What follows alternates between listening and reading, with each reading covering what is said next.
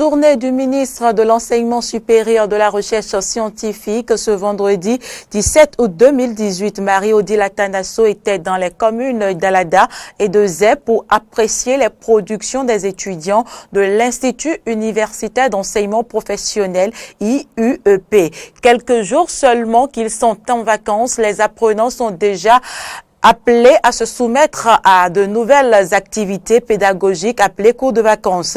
Dans cette édition, vous suivrez le constat du déroulement de ces enseignements dans quelques établissements de Cotonou et d'Abomey-Calavi.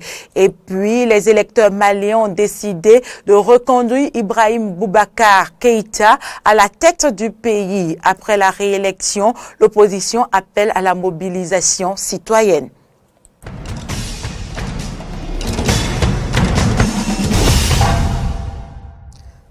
C'est le journal sur Eden TV. Si vous venez de nous rejoindre, bienvenue.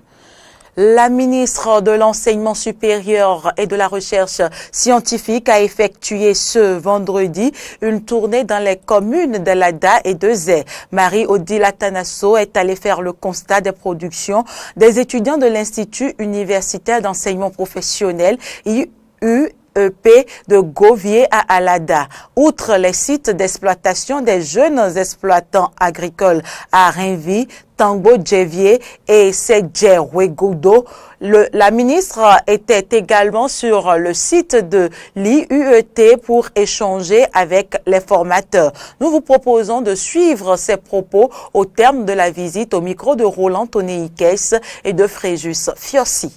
On a mis des étudiants dans une phase exploratoire pour les transformer en exploitants agricoles. Nous les avons visités au début de la formation et maintenant ils sont en deuxième année. Nous sommes venus sur leur lopin de terre pour voir ce qu'ils font de la formation théorique et pratique qu'ils ont reçue en première année. Donc c'est la deuxième année avec application sur le terre. Donc nous sommes venus voir ce qu'ils ont produit, ce qu'ils ont récolté de tout ce qu'on leur a enseigné. J'ai vu des jeunes déterminés pour le métier qu'ils sont en train d'embrasser. C'est vrai qu'il y a quelques difficultés sur lesquelles nous allons nous pencher, voir comment mieux les accompagner. Mais en les entendant, c'est qu'ils vont choisir ce métier d'exploitant agricole et se performer dans ce domaine-là. Ça nous réjouit. Nous voulons que les gens que nous formons à l'université, après les années de formation, puissent créer leur propre entreprise et non plus rester au chômage. Ceux-ci ne seront pas des chômeurs, ce sont des exploitants agricoles. Nous allons au niveau du ministère continuer à envoyer les jeunes dans ce métier puisqu'ils vont faire un DUT métier de l'agriculture. Nous avons plusieurs DUT qui sont créés pour menuiserie, les travaux de bâtiment, le textile, maintenance, mécanique auto. Donc nous voulons désormais au niveau du Bénin faire des formations courtes qui donnent de l'employabilité. Ça correspond totalement à la vision du chef de l'État.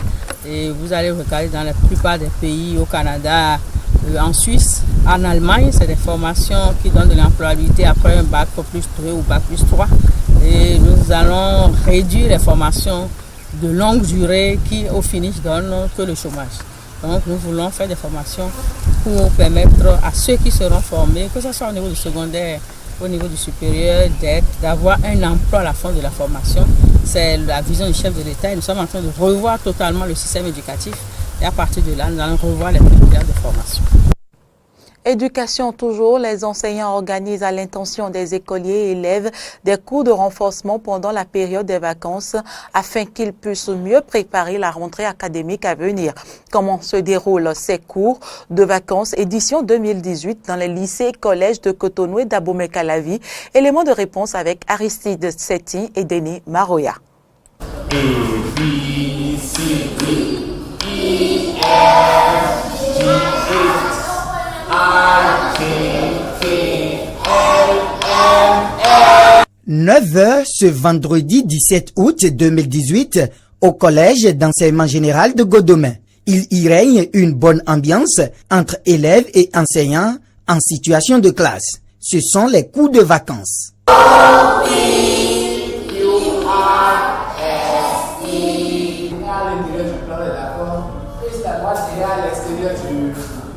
Concentrés, les élèves suivent religieusement les cours des enseignants. Voilà le constat fait dans certaines classes sillonnées au CEG de Godomè et de Zogbo. Loin d'être une rentrée scolaire où les apprenants sont en uniforme, c'est plutôt les cours de vacances qui ont pris corps et forme comme à l'accoutumée. Pour certains élèves, ces cours de vacances participent au renforcement de leur niveau.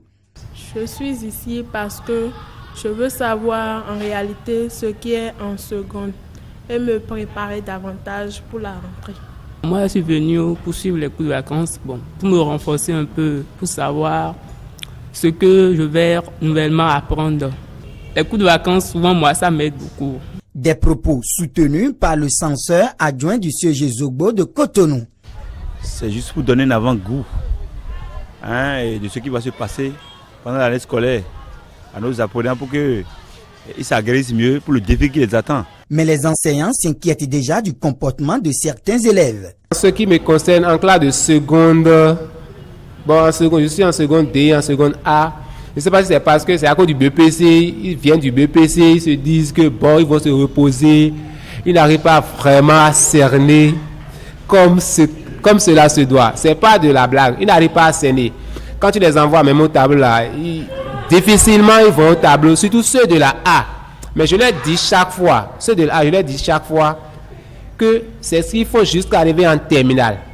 Donc de cesser ces mauvaises habitudes-là en même temps. Tu vois que les enfants ils réagissent, mais ils sont un peu agités d'autre part. La question de l'effectif des apprenants au cours des vacances de cette année n'a pas laissé indifférent Amoussou Epiphane, professeur des SVT à la retraite, et Constantin Agbozo, censeur adjoint au CEG Zogbo. Le cours de l'année scolaire a fait que la fin des examens, le début des cours de vacances ont été pratiquement coincés dans le même créneau. Mais il faut noter que certaines promotions sont arrivées, mais par contre d'autres, parce qu'il faut voir par exemple que la proclamation des résultats du BEPC coïncidait avec le début des cours de vacances. Et le constat serait que dans la promotion seconde, l'effectif n'est pas au rendez-vous. Mais par contre, en classe de troisième, vu les résultats, les enfants sont quand même arrivés relativement nombreux. Les cours de vacances se déroulent très bien et nos enfants dans toutes les classes sont venus et frotter leur cervelle contre celle des enseignants que nous avons recrutés pour les cours. Et je puis vous dire que tout se passe très bien. Les cours de vacances édition 2018 sont effectifs et prendront fin dans la plupart des collèges ce 31 août 2018. De l'eau potable pour tous les Béninois, bientôt une réalité. Ceci grâce au projet Accès universel à l'eau potable pour tous les Béninois à l'horizon 2021. Pour sa concrétisation, le ministre de l'eau et des Mines a poursuivi sa tournée sur les sites devant abriter les forages. Il était ce 15 août dans la commune d'Abomey-Calavi, plus précisément dans l'arrondissement de Glodjibé. Le point de la visite avec Horacia Djodji et Denis Maroya. L'accès universel à l'eau potable pour tous les Béninois à l'horizon 2021 est un projet phare du programme d'action du gouvernement. Et dans le cadre de la réalisation de ce projet, le ministre de l'eau et des Mines, Samou Seydou Adambi, a entamé une tournée de contrôle et de suivi dans certaines communes du Bénin. Dans la commune d'Abomey-Calavi, plus précisément à Glodjibé, ce 15 août, le ministre, accompagné d'une délégation, était sur le site devant abriter ce projet. Les travaux qui sont prévus pour durer 16 mois ont connu quelques difficultés. La mise en œuvre du projet rencontre un certain nombre de problèmes, de difficultés que la mairie et la préfecture qui est à nos côtés sont en train de nous aider à lever au fur et à mesure. C'est essentiellement des problèmes qui sont liés au foncier. La mairie a des solutions, mais nous avons compris au cours de cette visite du ministre que les solutions sont trouvées. C'était des questions essentiellement foncières et qui sont donc en train d'être réglées, sinon réglées. Les papiers vont sortir très rapidement, dans une semaine, mais le travail a commencé déjà, les gens sont rassurés, nous avons discuté avec toutes les parties prenantes et je crois que le travail maintenant peut commencer. Grâce à la descente du ministre, ces difficultés ont trouvé solution et les travaux devraient continuer normalement. Fondamentalement, on ne voit rien sur le terrain, mais les forages étaient déjà réalisés. sur la voie qui nous a conduit ici. Vous avez pu voir les forages de part et d'autre qui sont déjà réalisés. Tout ce qui reste là maintenant, c'est les conduites, la station de traitement et le château. Pour la station de traitement et de refoulement et le château, les questions foncières qui se posaient donc ont été lapidées et avec l'appui du préfet, je pense que d'ici la fin du mois, on aura oublié ça définitivement et l'entreprise donc pourra aller de façon très sérieuse et rapidement dans l'exécution de ce projet. Selon le ministre de l'Eau, le projet du système d'adduction en eau potable des populations dans la commune d'Abomey-Calavi est scindé en 3 phases. La première est en cours et les 2 autres phases seront lancées très bientôt. À la fin de la tournée, le ministre Samou Seydou Ondambi a fait le point général de ses visites dans tous les départements du Bénin. Je vous propose à nouveau de l'écouter. Il faut dire que nous sommes satisfaits globalement et s'il me permet d'aller étape par étape, à Djougou, satisfait total. Certes, il reste encore ce que la population s'active pour s'abonner sur les 1100 kits de branchement à coût réduit qui ont été mis à la disposition de la Donga. Pour l'instant, nous n'avons que 600 qui sont partis, il reste encore donc 500. C'est vrai que ça ne fait qu'un an. Et puis les difficultés également, les conditions, les conditionnalités pour s'abonner. Avec le directeur général avait déjà annoncé à Djougou qu'il faut les revoir pour réduire en fait ces contraintes-là. Lorsqu'on arrive à Parakou, on a eu quelques difficultés et puis les consignes ont été données. La SONEV également a été instruite dans ce sens. Le DG puis les responsables des entreprises ont pris l'engagement ferme pour en fait respecter les délais contractuels. Et arrivé dans les collines, on a constaté également qu'un retard a été accusé sur le chantier de construction des 2 barrages. Ayoko et l'IFO. Donc, mais l'entreprise a promis redémarrer à partir d'octobre quand les pluies vont baisser d'intensité.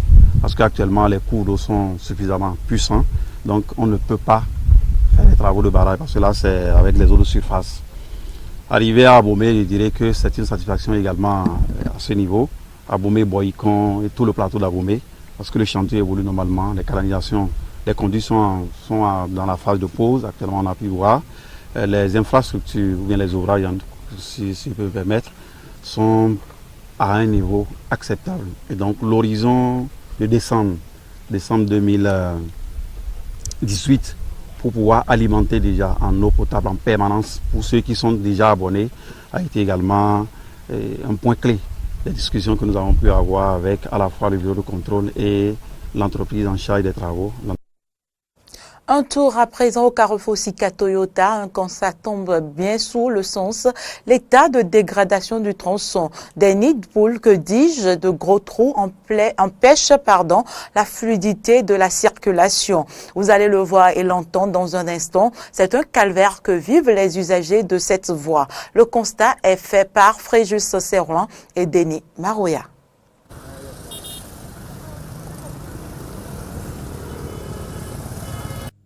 Cotonou, capitale économique du Bénin, nous sommes ici, au quartier Vedoko. À ce grand carrefour Sika Toyota, la circulation est pénible. La dégradation du bitume est un calvaire pour les usagers de la route.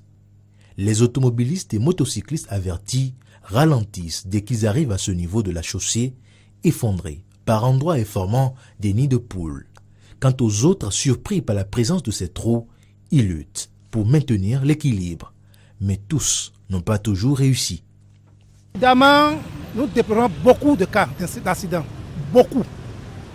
Constater, à voir ce que nous rencontrons ici, des gens tombent parfois et on a eu des cas d'accidents un peu graves ici.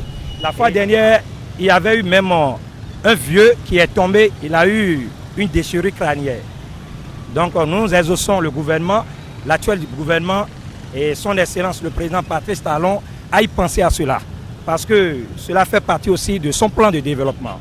Des nids de poules sur le bitume en plein cœur de Cotonou, la ville vitrine du Bénin. Pour les mototaxis de Sika Toyota, la situation est regrettable. Tel que la voie se présente, ça ne honore pas le pays, ça ne honore même pas la ville, donc c'est déplorable. Et moi, j'en ai parlé plusieurs fois, j'en ai parlé sur plusieurs chaînes de télévision, mais depuis rien n'est fait. C'était hier, un jeune avec son djanana ne savait pas qu'il y a un trou la main, arrivé à descendre, au niveau du guidon là, ça s'est cassé. Ça, c'est pas une fiction, c'est une réalité. Je parle en conséquence de cause, c'est une réalité. Et allez-y voir les dégâts. Surtout, quand il pleut là, il y a une océan qui s'installe là. Et vraiment, ceux qui ne savent pas qu'il y a un trou là, ici peut-être, ils naïvement et puis vraiment c'est déplorable, c'est déplorable. Toujours à ce carrefour Sika Toyota, sur la deuxième chaussée, menant au stade de l'amitié général Mathieu Kérékou, la dislocation des pavés rend difficile la mobilité des véhicules. Juste à côté, la voie conduisant au collège d'enseignement général de Vedoko est dans un état de dégradation avancée. Les pavés n'existent plus par endroits et détruits à d'autres. Les dallettes des caniveaux, elles, commencent par céder. Le tout dans un environnement insalubre. Actualité en dehors du Bénin, un proche du candidat de l'opposition à la présidentielle malienne, Soumaïla Cissé, déclare que la victoire annoncée du président Ibrahim Boubacar Keïta ne reflète pas la vérité des urnes et appelle à la mobilisation citoyenne. On l'écoute. La victoire annoncée pour un second mandat du président malien Ibrahim Boubacar Keïta ne reflète pas la vérité des urnes et sera contestée par tous les moyens démocratiques, y compris devant la justice, a déclaré jeudi un proche du candidat de l'opposition, Soumaïla Cissé. Ce sont leurs résultats. Ils ne reflètent pas la vérité des urnes, a déclaré depuis le quartier général de Soumaïla Cissé son chef de campagne, Thiébilé Dramé, estimant que le 12 août, jour du second tour, est un jour noir pour le Mali. Ces résultats publiés par le camp du président sortant résultent d'un trucage monstrueux, d'une manipulation du suffrage des Maliens, d'un bourrage d'urnes d'une autre époque. Le régime a tout entrepris pour obtenir les résultats annoncés ce matin. Instrumentalisation de l'administration, achat de conscience, bourrage d'urnes, falsification des résultats issus des urnes. Nous lançons un vibrant appel à la mobilisation citoyenne pour exercer une pression populaire pacifique et démocratique afin de faire respecter le vote des Maliens. La chef de la mission d'observation de l'Union européenne a déclaré quant à elle n'avoir constaté aucune fraude, seulement des irrégularités procédurales lors du second tour de la présidentielle au Mali, notant que son mandat n'était pas de juger si les élections sont crédibles. Madame, je peux vous dire déjà dès maintenant que ce n'est pas à nous de statuer et si les élections sont crédibles. On fournit des éléments, on donne des recommandations, on observe et il y a des institutions qui sont là pour pouvoir analyser tout ce que les candidats peuvent emmener en recours. Nous avons remarqué avec satisfaction que les autorités en charge de l'organisation des élections ont apporté des améliorations.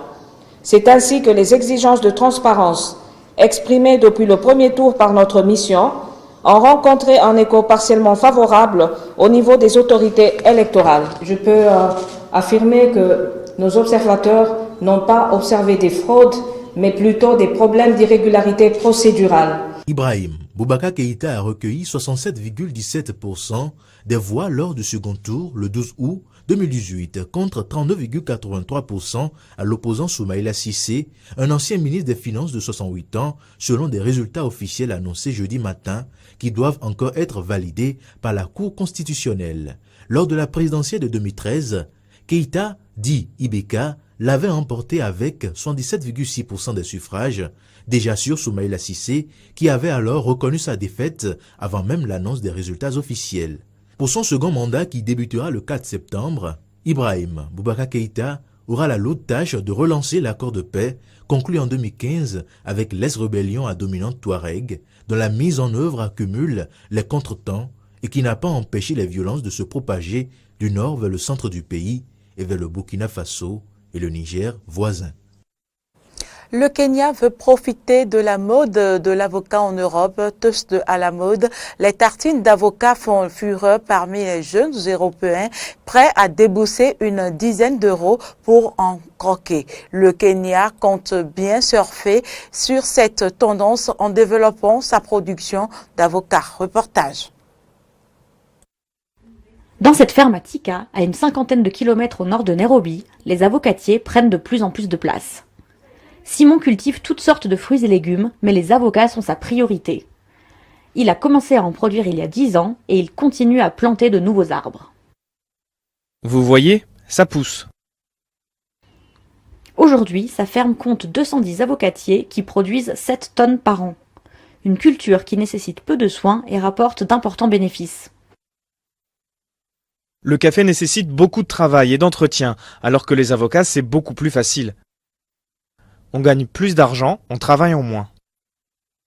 Le gouvernement kényan a bien compris le poids croissant de la culture des avocats dans son économie. L'année dernière, les exports ont augmenté de 15%. L'État encourage les agriculteurs à planter plus d'avocatiers. C'est aussi un moyen de lutter contre le chômage.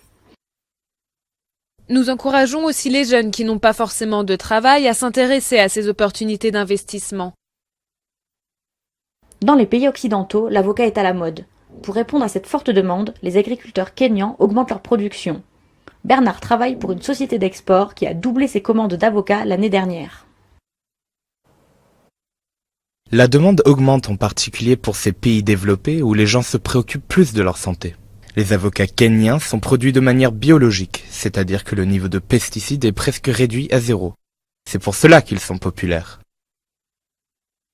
Traditionnellement, les Kenyans mangent peu d'avocats. Plus de 90% de leur production est donc destinée à l'export. Le gouvernement est actuellement en pourparlers avec la Chine et la Corée pour inonder ces nouveaux marchés d'avocats kenyans. Des avocats de Détroit se recueillent devant l'église où Aretha Franklin a commencé sa carrière de chanteuse de gospel. La légende américaine de la soul, Aretha Franklin, interprète d'immenses succès et combattante inlassable des causes du féminisme et des droits civiques, est décédée jeudi à son 16 ans, suscitant un torrent d'hommages. La famille de l'artiste a indiqué qu'elle s'était éteinte à son domicile de Détroit, dans le Michigan, des suites d'un cancer du pancréas. Jeudi, la New Bethel Baptist Church, l'église dans laquelle officia son père pasteur, s'est transformée en lieu de recueillement. Des anonymes sont venus y déposer fleurs, ballons et même ours en peluche, tandis que le son des principaux succès de la diva s'échappait du bâtiment.